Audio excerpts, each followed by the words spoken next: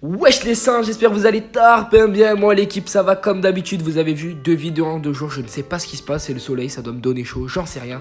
Mais l'équipe, aujourd'hui on est là pour parler du mercato, pour parler des dernières infos chaudes de ce mercato. Donc pendant que je parle, les officialisations qui ont déjà été faites défileront pour vous rafraîchir un petit peu la mémoire, pour pas que vous oubliez, voilà. Mais aujourd'hui on est là plutôt pour parler des rumeurs, des transferts qui pourraient se passer dans les semaines, dans les jours ou même dans les heures à venir. On n'en sait rien. J'espère en tout cas que ce style de vidéo vous plaît, que cette série de vidéos vous plaît. Si c'est le cas, comme d'habitude, le petit j'aime. Même avant de commencer la vidéo, frérot, tu mets sur pause, tu vas liker et tu reviens. Je pars pas, moi je reste là, la vidéo elle est faite de toute manière. Mais voilà les sangs, on va pas blablater plus que ça. On commence de suite, c'est parti.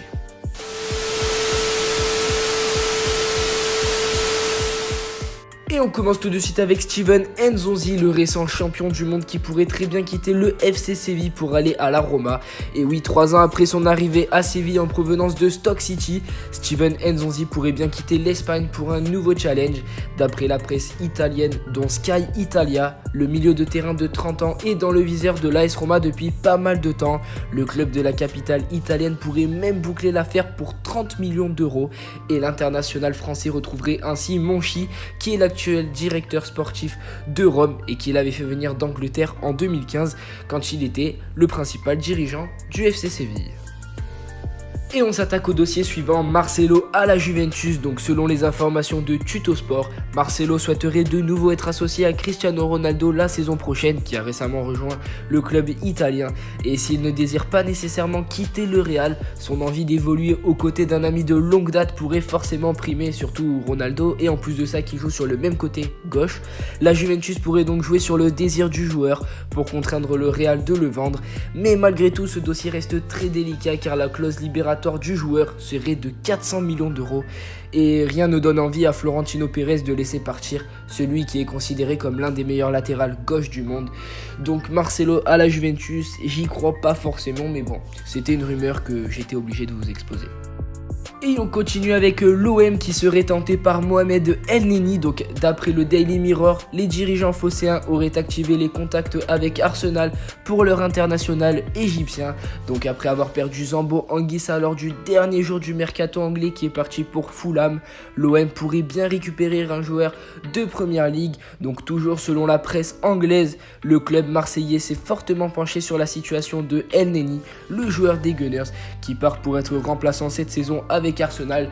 Donc El-Neni à l'OM, pourquoi pas, son physique pourrait correspondre à la Ligue 1 et sa qualité de passe pourrait faire un petit peu mal.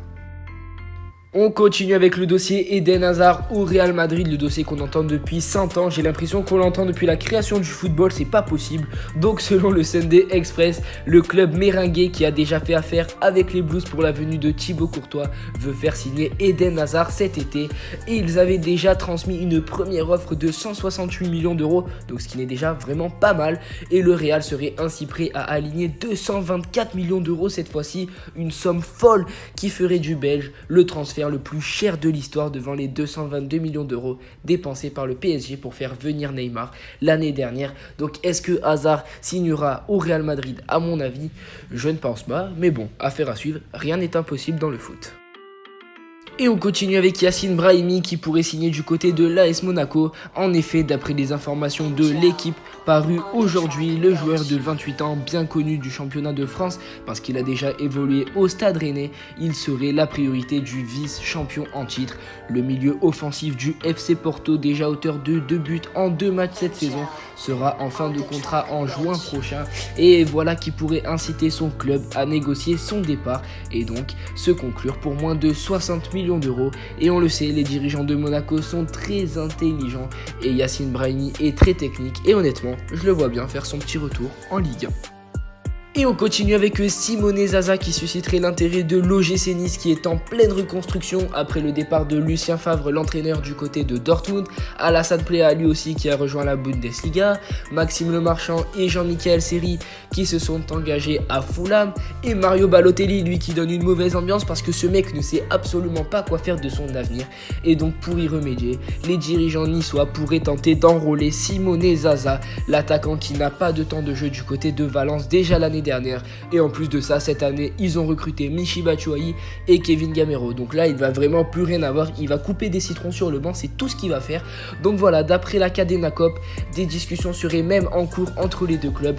Toutefois, le média espagnol précise que ce serait pour un prêt payant. Or, Nice ne veut absolument rien débourser et veut faire un prêt gratuit. Donc voilà, ils ne vont absolument pas s'entendre sur ces deux points-là, je pense. Et on continue avec Karim Benzema au Milan AC. Alors moi je ne comprends pas du tout cette rumeur qu'a lancé Tuttosport. Milan vient de recruter Higuain, alors peut-être ce serait pour jouer en 4-4-2, je ne sais pas, en tout cas avec deux buteurs. Parce que c'est vrai que la pointe de l'attaque Higuain, Benzema, ça fait peur rien qu'à voir sur le papier. Et je pense que sur le terrain ça peut faire mal. Donc voilà, apparemment il serait prêt à mettre une somme de 60 millions d'euros. Une somme qui est assez considérable quand même quand on sait que le joueur va bientôt faire 30 ans. Après on connaît son talent. Donc est-ce qu'il rejoindra l'AC Milan? En tout cas, pas cet été pour moi, je pense. On va finir cette vidéo avec un gardien, le portier de Liverpool, Simon Mignolet, qui serait actuellement le 3e gardien après l'arrivée d'Alisson Becker et donc Loris Karius qui sera donc le 2e gardien, je pense. Faut absolument qu'il parte Mignolet parce que c'est un gardien qui a énormément de talent et déjà l'année dernière il était remplaçant et c'était du gâchis je trouvais. Et donc voilà, Naples aurait montré son intérêt et en plus de ça, l'agent de Mignolet a vraiment affirmé que Mignolet aimait beaucoup Naples et que Naples, ce n'était pas la première fois qu'il se renseignait, il s'était déjà renseigné à plusieurs reprises. Donc voilà, je pense que c'est l'un des dossiers qui pourrait le plus se conclure dans toute la vidéo que je vous ai montrée.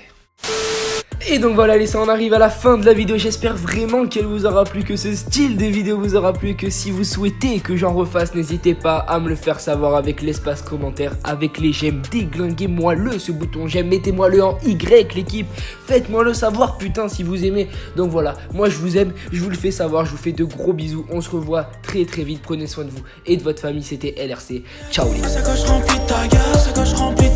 veux de la frappe, tu veux la bataille.